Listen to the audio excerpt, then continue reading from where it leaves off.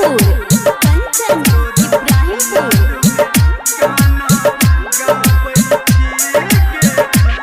किया फोन ने हमर उठाबै छी, नै हाल तू अपन बताबै छी।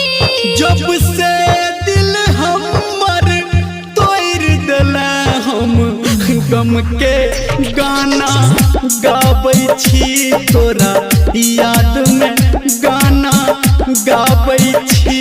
किया फोन ने हमर उठाबै छी, नै हाल तू अपन बताबै छी।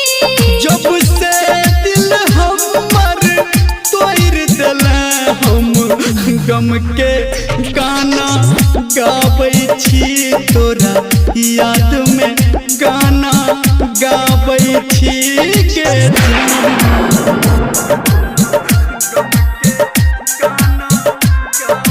presented by Raj Devi Music। Kanchan Ibrahimpur Kanchan Ibrahimpur.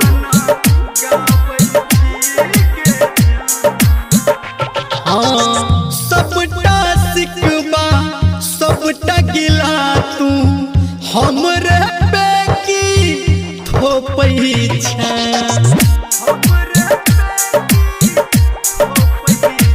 हेगे हम त भुला देबौ तोरा के जान, तोहबो हमरा टोकै छै। किया मन में नफरत पालै छी, किया हमरा एना सताबै छी।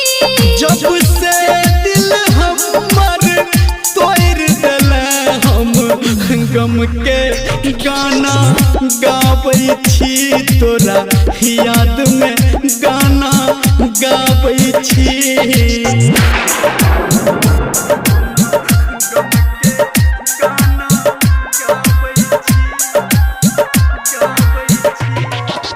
कंचन इब्राहिमपुर कंचन इब्राहिमपुर। माँ गायत्री रिकॉर्डिंग स्टूडियो। हाँ हाँ हमरा कहले दिल ने दुखेबौ, भ गेलै अब गलती के।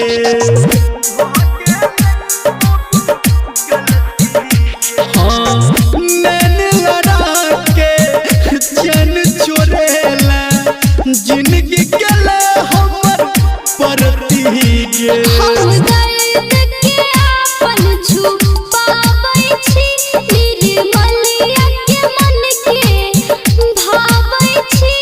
जब से दिल हमर तोड़ देला हम गम के गाना गाबै छी, तोरा याद में गाना गाबै छी।